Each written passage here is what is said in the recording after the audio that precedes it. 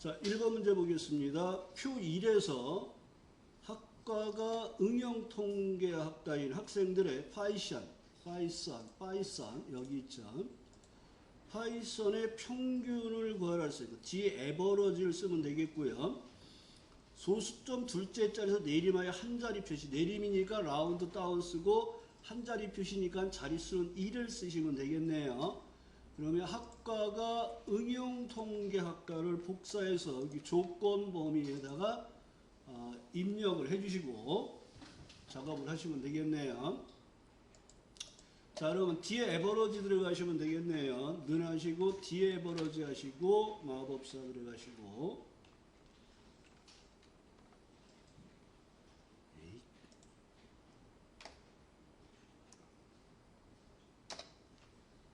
자, 첫 번째 인수는 표 전체 하시고 탭 3 계산할 열번호는 이 표를 전체로 봤을 때 1열, 2열, 3열에서 계산을 하시는 거죠. 탭하시고 조건 범위는 학과가 응용통계학과를 넣어주시면 되겠죠. 그러면 84.66667 들어가는데 둘째 자리에서 내림하여 한 자리 표시죠.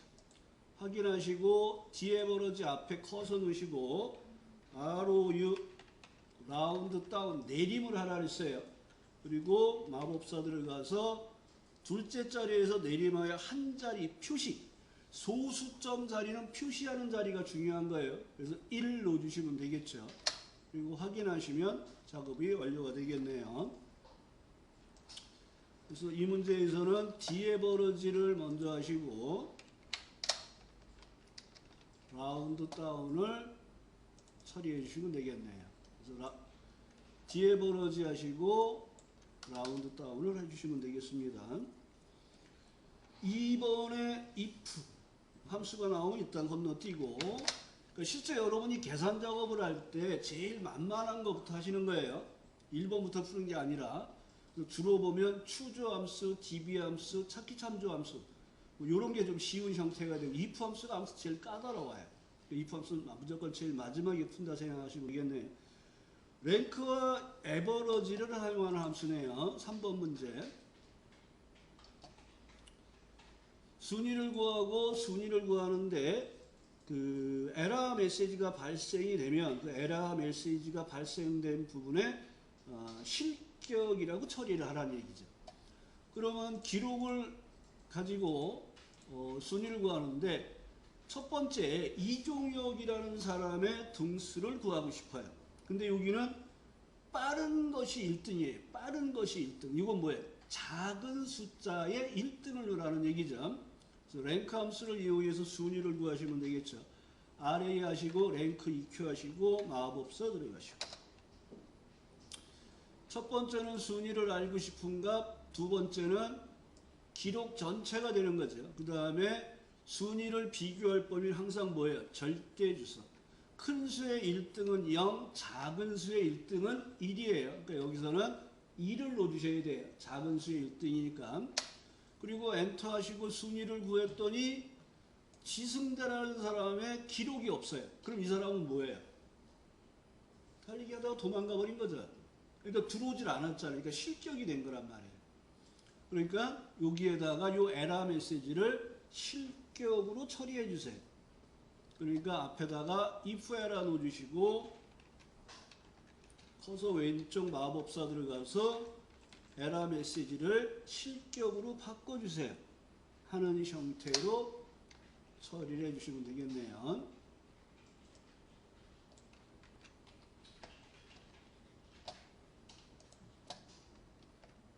그래서 얘는 순위를 구하는 랭크 함수를 먼저 하시는데 기억하실 건 뭐예요?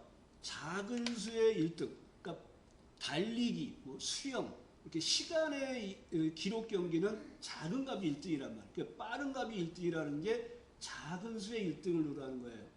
그래서 오름 참수 수구하는 2를 쓰시고 실격 에러 메시지를 실격으로 처리를 해달라는 얘기입니다. 다음에 H 룩업과 레프트에 의해서 모델 코드에서 왼쪽에서 두 번째를 뽑아다가 사용을 하는 문제네요. 4번. 여기 보면 이제 모델별 매출 현황이라는 값이 있어요. 그러면 이 모델의 코드에서 앞에서 두 개를 뽑아서 단가를 뽑아다가 판매량 곱하기 단가를 해서 매출액을 구하는 형태예요. 그러면 모델 코드에서 왼쪽에서 두 개를 뽑아서 여기서 찾아서 두 번째 행에서 뽑죠. 그러면 방법은 문자가 나왔으니까 무조건 그냥 0 쓰시면 돼요. 정확하게 일치하는 0. 근데 찾으려는 값이 모델 코드의 왼쪽에서 두 개를 뽑아서 찾는 문제죠. 그 레프트에 의해서 먼저 찾으려는 값을 처리해 주시고, 모델 코드에서 왼쪽에서 두 개를 뽑아 주세요. 그거 확인하시고 이 내용을 채워보면 단가표에서 단가를 찾기 위한 코드 값들이 이제 뽑혀진 거죠. 문제 H 룩업에 의해서 커서 왼쪽 마법사 들어가시고, 두 번째 인수가 찾아서 뽑을 범위로 뭐예요? 절대 주소. 이 절대 주소에서 이 행에 있는 값을 뽑아요. 방법은 문자만 나왔으니까 정확하게 일치하는 0을 써주시고 찾으면 단가가 나왔죠. 이 문제는 단가를 구하는 게 아니에요. 매출액을 구하는 거니까 곱하기 판매량을 넣어주셔야 돼요. 가끔 시험 보시면서 이 단가만 딱 구해놓고 끝내시는 분들이 의외로 많아요. 문제를 좀 꼼꼼하게 봐서 처리를 해주셔야 돼요. 4번 문제는 3번에 걸쳐서 작업을 하시는데, 먼저 레프트에 의해서 코드 값을 구하시고 단가를 구하시고 수량을 곱하는 형태로 사용해 주시면 돼요. 뭐 집에서 한 번씩들 다 해보셔서 무난히 잘 되죠? 자, 5번 문제 보겠습니다. 추주와 카운트 A네요.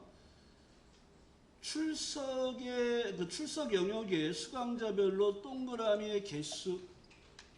5번 문제를 보면 이 동그라미가 들어와 있는 게 이제 출석 일수를 구하는 거예요. 그래서 동그라미의 개수가 한 개면 25, 두 개면 50, 세 개면 75, 네 개면 100%로 표시하세요.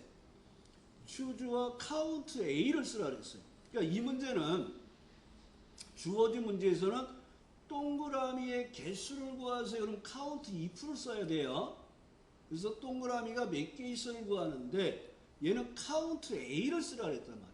그럼 카운트 A는 뭐예요? 공백이야 아니야를 갖고 하는 거예요. 그러니까 동그라미의 개수가 중요한 게 아니에요. 그러니까 문제가 바뀌는 거예요. 함수에 따라서.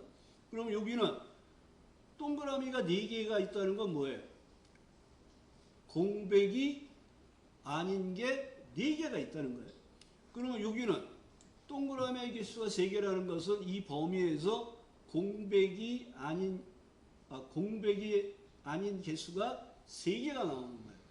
그래서 얘는 카운트 A에 의해서 공백이 아닌 개수가 몇 개예요를 갖고 인덱스 함수를 인덱스 번호를 구해서 추주 함수를 사용하는 거예요. 그러니까 얘는 카운트 A에 의해서 B29, E29의 공백이 아닌 개수를 구해서 이제 출석률을 쓰는 거예요. 그러니까 문제는 동그라미의 개수지만 함수가 카운트 A가 나왔으니까 공백이 아닌 개수를 처리하시는 겁니다. 그리고 추주 함수에 들어가서 여러분들이 보셔야 될 게 1일 때, 2일 때 작업을 하는 거죠. 1일 때 25%하고 25%하고 내려갔더니 0.25라고 표시가 되잖아요. 그런데 우리는 25%로 표시하라 그랬어요. 그래서 얘를 문자화된 숫자로 내가 직접 따옴표를 넣어서 작업을 하셔야 돼요.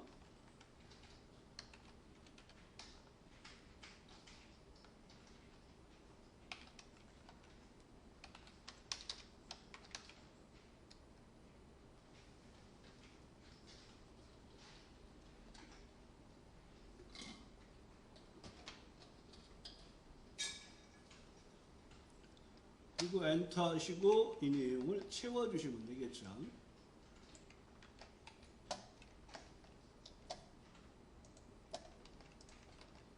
그래서 이 문제는 count a라는 함수를 먼저 써서 추주함수의 인덱스 번호를 먼저 구하시고 추주함수에 의해서 표시를 하는데 25%를 놓더니 0.25가 나오니까 따옴표로 해서 문자화된 숫자로 처리를 해주셔야 돼요. 자, 2번 문제 if 함수 보겠습니다. 자, 구입 횟수가 150 이상. 자, 첫 번째 조건이에요. 이거나 오화예요. 구입 총액이 구입 총액 평균보다 크면 이게 조건 2예요. 근데 제가 항상 말씀드렸을 때 if 함수에 조건에 계산하는 게 있으면 얘를 먼저 하라 그랬어요. 순서는 상관이 없으니까. 그러면 얘는 뭐부터 하냐 하면 구입 총액이 구입 총액 평균보다 커요를 하시는 거예요. 그러면 예를 들어서 여러분들이 구입 총액의 평균을 구했어요. 에버러지에서 구입 총액의 평균을 구했어요. 그러면 평균이 193만 5천 원이 나왔어요. 그러면 얘와 구입 총액을 갖고 비교하는 거잖아요. 평균가보다 커요. 그러면 여기서 여러분들이 비교를 할 때 여기다 놓고 첫 번째 구입 총액이 커요. 그럼 이렇게 되겠죠. 근데 평균값을 구하고 만약에 구입 총액을 여기다가 오른쪽에다 집어넣으면 얘가 어떻게 돼야 돼요? 이렇게 표시가 돼야 되겠죠.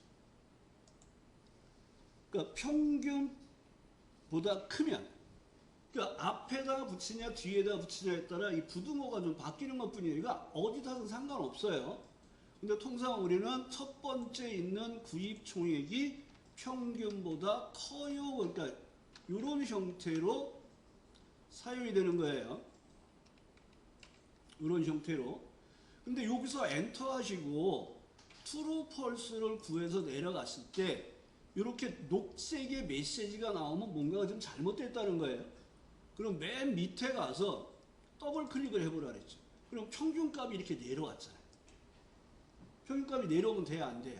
아, 평균까지 내려오면 안 되는구나 하고 평균값의 범위를 절대 주소를 넣어주시고 다시 채워보면 녹색의 메시지가 없어졌잖아요. 맨 밑에 가서 다시 더블 클릭을 해보면 평균값의 범위는 따라 내려오면 안 되니까 그대로 있잖아요. 무슨 얘기는 이해되시겠죠? 자, 이런 식으로 계산하는 조건을 먼저 하시고 그 다음에 얘는 이거 나니까 오화에 의해서 묶여지는 거죠. 오화. 그리고 커서 왼쪽 마법사 들어가서 두 번째 조건을 첫 번째 걸 하시면 구입 총액이 150 이상이에요. 구입 횟수가 150 이상이에요. 그러면 첫 번째 구입 횟수와 크거나 같다 150을 뒤에다 넣어주는 형태로 하시는 거예요. 그러니까 항상 if 함수와 조건부 서식은 관계 연산을 하는 거예요. A와 B가 어떻게 돼? 그럼 여러분들은 A가 뭐고 B가 뭔지를 잘 잡아서만 해주시면 되는 거예요. 그리고 엔터 하시고 다시 한번 내용을 채워서 true, false를 확인해 보시면 여기가 false였던 게 true로 바뀌었죠. 얘는 평균값 미만이었단 말이에요. 근데 얘는 150 이상을 만족하잖아요. 오화 연산이잖아요. 둘 중에 하나가 참이면 참이 되는 연산이죠. 그래서 if 함수는 이렇게 true, false를 구하고 나서 if 함수 넣어주시고 마법사 들어가서 이 조건을 만족하면 뭐예요?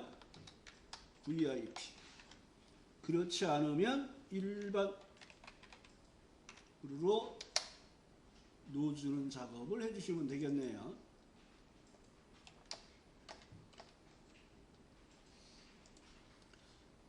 그래서 요 5번 문제에서는 그 에버러지를 가지고 비교하는 작업에서 절대 주소 넣는 부분이 좀 어려운 문제가 된 거예요. 그래서 아까 말씀드린 것처럼 비교하고 작업을 쭉 내렸더니 녹색의 메시지가 탁탁 떴어요. 요거는 반반이에요. 에러 메시지가 무시가 될 때도 있고 확인을 할 때도 있어요. 이런 경우에 맨 밑에 가서 더블 클릭해서 주소 비교 여부를 좀 확인하시란 말이에요. 그러면 평균값의 범위가 밑으로 따라 내려오면 안 되잖아요. 그러면 그때 작업을 처리해 주시면 되는 거예요.